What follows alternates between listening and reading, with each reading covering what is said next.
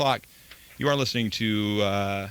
We doctor people use the word KZSU, Stanford. attributable to a hybrid fungus. What the hell is that? Anyway, that is us, KZSU. I'm Joe Radio. It's now 10 o'clock. We're going to call up Sleep Chamber right now and talk to them and find out what's going on with all that stuff out in Boston. They have a lot to say. They've done a lot. They've been around for a long time. So stay tuned and you might learn something. I know I will. So we're going to start out everything with something from Sleep Chamber. This is from one of their more recent albums called Sleep or Forever Hold Your Peace. This song is called El Topo from Sleep Chamber on KZSU.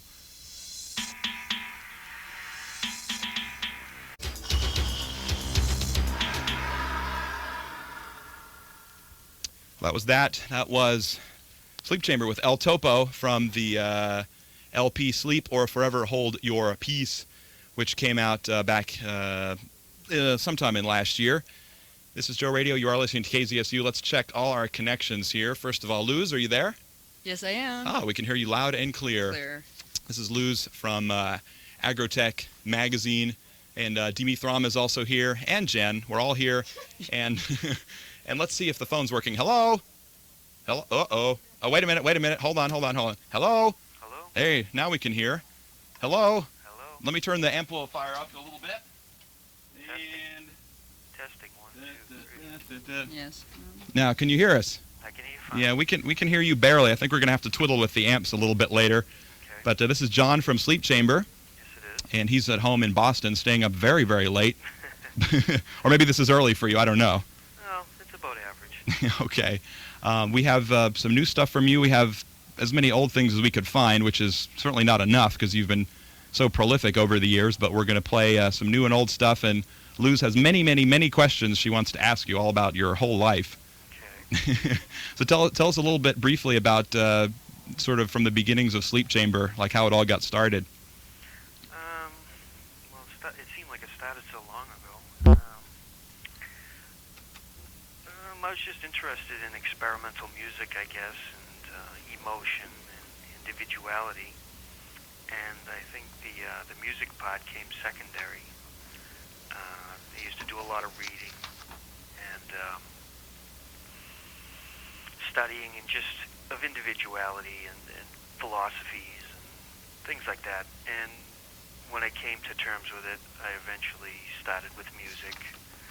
And the music just progressed into what we have now, which is, I mean, that you'll notice there's a couple of different styles of music. It's not just instrumental or it's not just drum machine music or rhythm music. There's a couple of different styles. Well, when you started out, it was actually not nearly as rhythmic as some of the things are today, right? That was in the... It was a little bit more what they used to call industrial. That's right. Now, I very rarely use that term. Well, same here. Did you ever do any like performances that did not have music in them? When if you say that's what you started out doing? Yeah, when we first started, it was more avant-garde. Mm-hmm. And I mean, I've always liked all different kinds of music. So, I mean, it was only a matter of time before I learned how to use a drum machine or to program something. So, you know, that music was inevitable, I think. Mm-hmm. But I don't mean to say, you know, I'm going to follow that type of music. I mean, I really don't even think of it that way. Mm-hmm. Now, did you, if you'll pardon the expression, but did you start doing rather controversial shows right off the bat, or did it take a while for people to start, you know, really finding out what you were all about?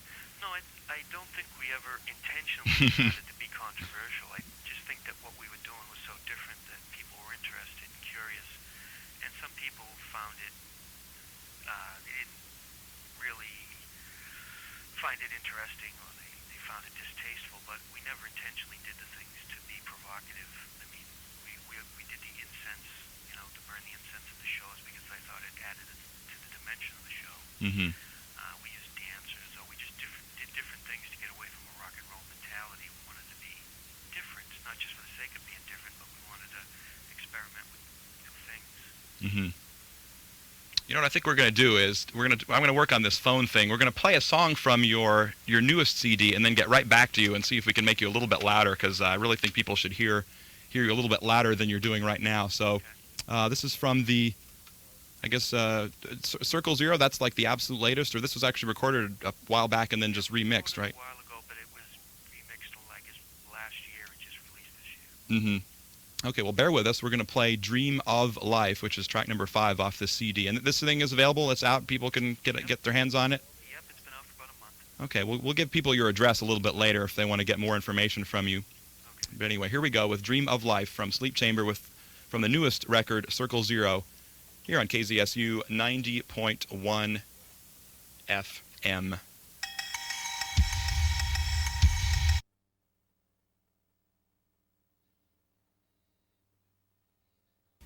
Ooh, I like that a lot. That is a track called Dream of Life from the new Sleep Chamber CD called Circle Zero. And let's see if we can hear John a little bit better. Hello? Hello, testing. Yeah, well, I think we're much improved. Now we can actually hear you. Okay. Now, I'm not going to make you repeat all the stuff you said before, but there's Luz. Hello, Luz. Hello. Oh, yeah, you can hear me now. That's right. Luz is here from Agrotech Magazine, and you're going to be printed in the next issue. Did you know that? No, that's what she tells me. Is that okay with you? Sounds okay. Now, tell us a little bit about the actual music, such as on the last track we just played, because I really like that stuff a lot. Well, like I said, we have a couple of different styles of music that we like to go into instead of just being one type of music. That is more of our esoteric side. I'd have to say it was mostly me and Jonathan Briley, although other members do play on the tracks. It is mostly our type of music than theirs. Mm-hmm. They're more interested in the rhythmic stuff. The Circle Zero stuff was done, I believe, about 2 years ago, and we sent a master to a record label in Sweden, and he took off with it. We never heard from him. He had the master, everything, so we had to go back to the original tapes and get it out before he could release it. Mm. So, yeah, that's not, I guess, not the only bad experience you've had with record labels and pressing companies. well, we seem to be plagued with it for some reason. Yeah, in fact, Luz, you've got the article there where somebody sent John a letter saying that they could no longer press one of the records because it was too controversial or they were getting complaints. What was the deal with that? That was actually the pressing plant in Louisiana that we've been dealing with for about 8 years now. Mm-hmm. And they just came to a point where they said they must have had a complaint about one of the covers. And they do a lot of gospel records and whatever.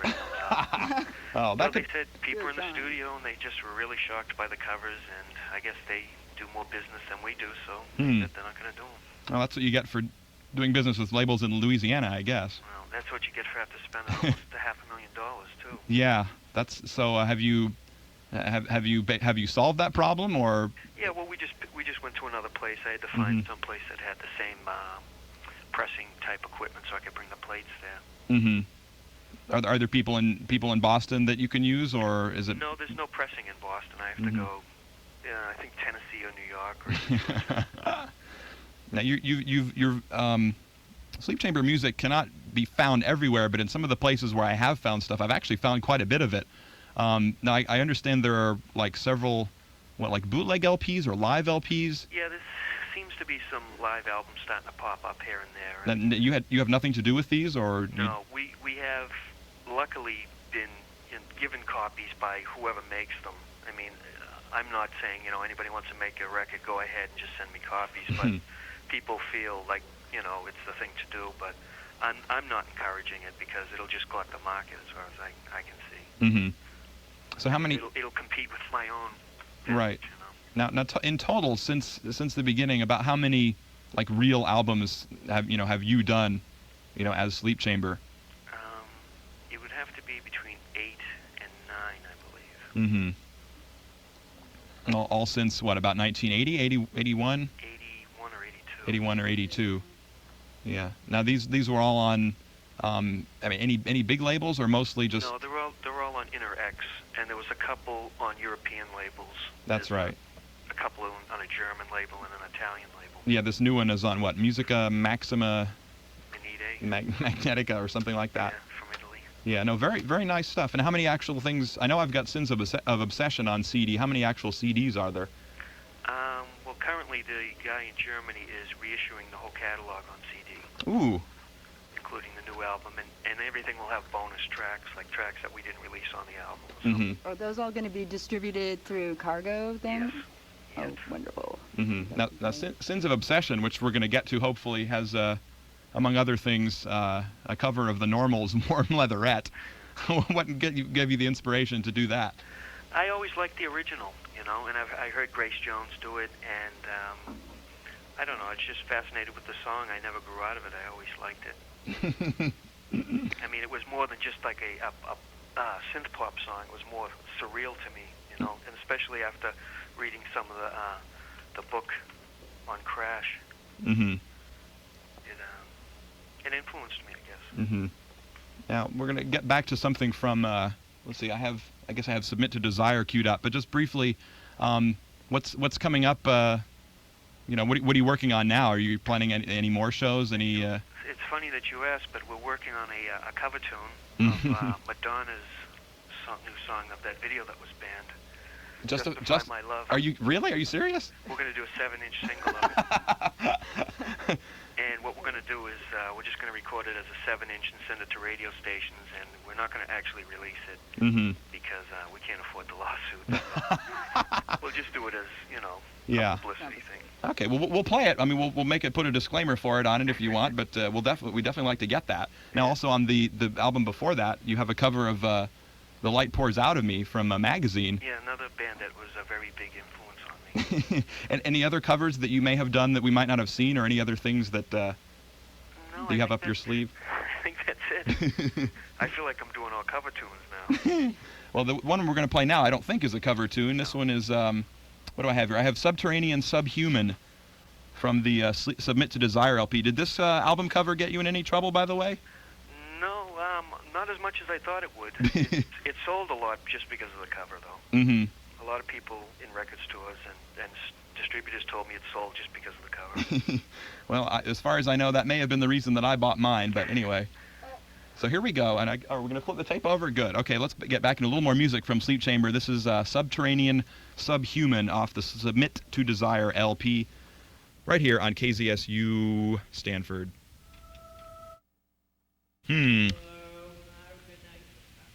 Sounds like a little bit of backwards masking action there on the track. That was, before it goes to the next one, Subterranean Subhuman off the LP Submit to Desire, which looks like it was recorded in, 1985, John? Is that what that is? Yeah, I believe it was 85. Yeah, that's right, on Interx. This one was released by yourself, this one? Yes, it was. Yeah, and let's see, what else before that? We had, I can't even remember. Was it Dream of Life? I think that was it.